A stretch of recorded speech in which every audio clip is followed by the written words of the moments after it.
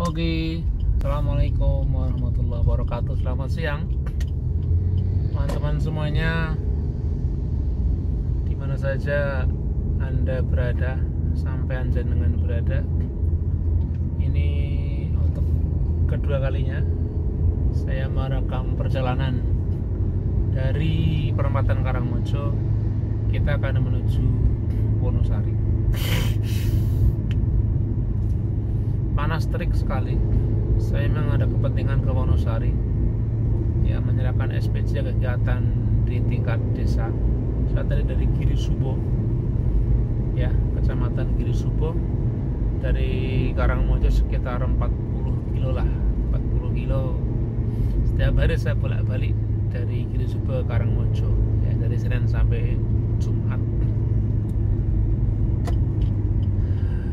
Nah, ini tentu saja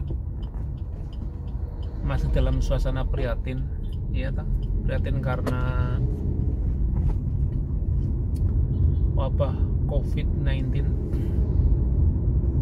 Semuanya berubah, ya, gara-gara wabah yang satu ini, gara-gara virus yang satu ini. Kegiatan-kegiatan perkantoran, kegiatan sosial masyarakat semuanya berubah. Misalnya kantor saya, ya, di kecamatan itu masuknya shift-shiftan, sehari masuk sehari enggak, begitu. Ini kan jelas berpengaruh kepada pelayanan masyarakat, begitu. Tidak maksimal karena pegawainya tidak setiap hari ngantor, ya, jadi sehari di kantor sehari di rumah, tentu saja menjadi kurang maksimal. Begitupun kegiatan seperti di kantor-kantor perbankan itu hanya dibatasi sampai, ada yang sampai jam 1, ada yang sampai jam 2, begitu.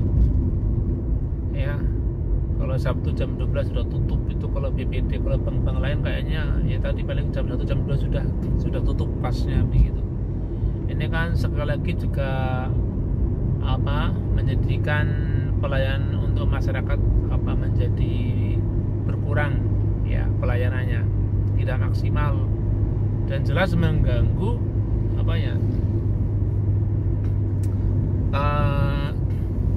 perputaran keuangan, ya, di masyarakat itu sendiri. Itu baru perkantoran, belum yang lain, ya, di pertemuan-pertemuan di tingkat desa, tingkat dusun, ya, pertemuan-pertemuan yang sifatnya mungkin rutin warga desa, ataupun pertemuan karena kegiatan rutin dari petugas-petugas di kecamatan, ya, dari puskesmas, dari penyuluh, ya, dari Pak Polisi, dari Pak dan Ramil, ya, Babinsa, Babin Kamtibnas, itu juga terganggu, ya, artinya tidak maksimal lagi. Sekarang pertemuan-pertemuan di tingkat desa, tingkat dusun harus diatur sedemikian rupa tidak terjadi pemusatan massa, begitu, atau pertemuan massa dalam skala besar. Pertemuan posyandu paling 5, ya, pokoknya jangan sampai lebih dari 10, begitu. Pertemuan di tingkat dusun juga seperti itu, ya, maksimal 10 orang. Itu sesuai dengan anjuran yang disampaikan oleh Bapak Babin Kamtibnas sama Bapak Babinsa. Nah, seperti itu. Ini kan sebenarnya mengurangi intensitas kegiatan kita di masyarakat. Padahal ciri ataupun budaya yang di masyarakat itu kan guyup, gotong royong, begitu. Ini gara-gara COVID, virus corona ini, ya, gitu, virus corona ini semuanya berantakan. Terus lagi dunia pendidikan juga sama, terkena dampaknya sangat sangat luar biasa. Sekarang sekolah-sekolah libur, dalam arti ya sekarang belajar dari rumah dengan sarana HP, begitu. Pekerjaan disampaikan lewat media sosial oleh guru kepada siswanya, ya, banyak juga yang orang tua mengeluh, anak juga mengeluh karena di rumah mungkin menjadi malah kurang terkoordinasi kegiatannya, kurang ada ketertiban begitu, pengennya malah sekolah lagi, tapi ya tidak bisa. Ini malah ada perpanjangan ya sampai akhir April, malah ada juga yang sudah sekolah yang sudah buat kebijakan sampai akhir Mei. Misalnya pondok-pondok Muhammadiyah yaitu sudah membuat kebijakan ya, membuat aturan untuk kepulangan artinya untuk belajar di rumah itu sampai awal Juni begitu ya toh, sampai awal Juni, berarti sampai habis Lebaran begitu ya. Itu sangat benar-benar sangat mengubah pola kegiatan belajar mengajar di sekolah, juga di pondok-pondok pesantren, karena juga sekarang banyak pondok pesantren yang diliburkan kegiatannya, santri disuruh pulang untuk berkegiatan di rumah saja gitu. Itu pondok pesantren. Terus apalagi pasar ya, pasar sekarang terasa betul perubahannya yang sangat drastis, tidak seramai dulu. Sekarang pasar-pasar itu sepi ya. Artinya dalam arti begini, kalau dulu jam-jam 3 malam, jam 3 dini hari itu sudah ramai, jam 2 juga sudah ramai. Sekarang enggak ya, sekarang ya mungkin pasar baru dimulai jam 4, jam 5, itu pun nanti jam 9 sudah rampung ya, sudah sepi pasar. Kalau biasanya ini, kalau pengalaman di tempat saya pasar Karangmojo tuh biasa sampai jam 10, jam 11. Sekarang belum jam 9 tuh sudah pulang, sudah banyak yang pulang, sudah sepi pasarnya, sudah sepi. Mungkin karena tadi itu para pembeli ataupun penjual itu hanya menjual dan membeli sekadarnya saja, beli udah yang dibutuhkan terus pulang, tidak usah malah kelayaban kemana-mana menyusuri seluruh lorong pasar, enggak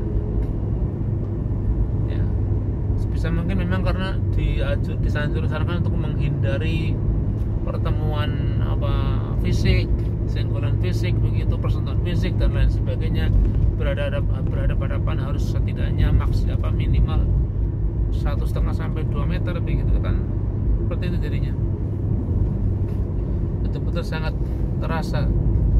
Dan ini juga nanti dampaknya kepada pendapatan dari para penjual, para pelaku ekonomi, para pelaku usaha yang notabene umumnya kalau di pasar tradisional ya kelas menengah ke bawah begitu ya, usaha kecil menengah, UKM begitu. Itu dengan adanya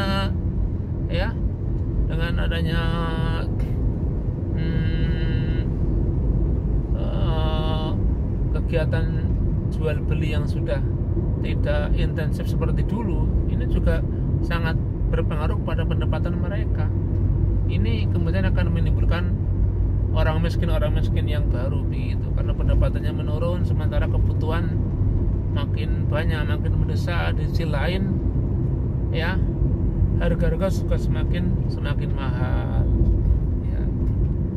Ini dibutuhkan perubahan sikap kita agar lebih hemat begitu dalam pengeluaran, dan orang-orang yang merasa lebih longgar secara rezeki, secara harta benda materi, ya monggo lah dianjurkan untuk banyak atau memberi kepedulian, membantu kepada mereka-mereka yang akhir-akhir ini akhir-akhir ini terdesak ataupun tertimpa kesulitan dengan adanya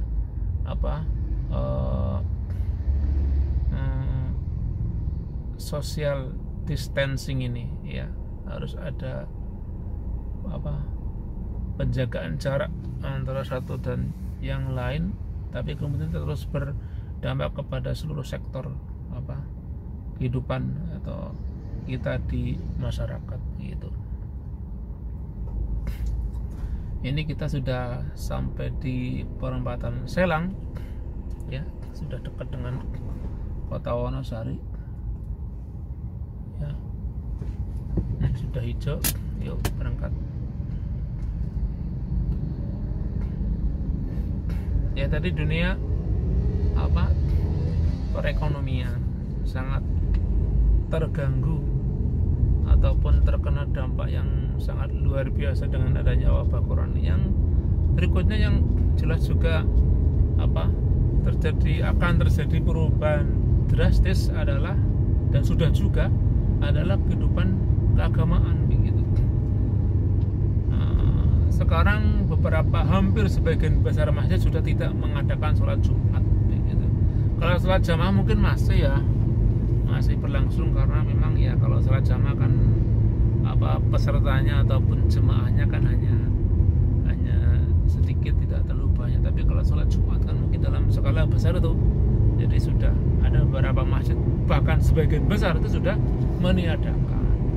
Nah, ini karena masih ada beberapa masjid yang mengadakannya itu karena pertimbangan tertentu, ya mungkin karena masih merasa zonanya masih zona yang aman begitu, belum ada PDP atau ODP, atau mungkin ya karena semata-mata ngeyel, juga bisa jadi seperti itu ya, saya juga kurang tahu. Tapi yang jelas ini kan beberapa hari lagi kita akan masuk bulan Ramadan. Di sisi lain, berbarengan dengan itu, karena adanya wabah ini baru saja ada surat edaran ya dari Menteri Agama yang ditandatangani oleh Menteri Agama Fakhrul Razi, bahwasanya untuk kegiatan-kegiatan keagamaan itu nanti ditiadakan saja, seperti tarawih ya berjamaah, atau mungkin buka bersama, pengajian TPA, itu nanti ditiadakan, karena itu bagian dari upaya kita untuk mencegah ya menyebarnya COVID-19 ini gitu. Termasuk sholat Idul Fitri juga nanti ditiadakan. Nah, bayangkan hampir semua kegiatan keagamaan di bulan Ramadan itu nanti ya ditiadakan semua. Kita benar-benar akan merasakan suasana Ramadan yang berbeda dari tahun-tahun sebelumnya ya. Bahkan semenjak saya kecil ya sampai sekarang ini, baru kali ini kita merasakan Ramadan yang seperti ini, Ramadan yang sama sekali tanpa suasana keagamaan yang intensif, tidak ramai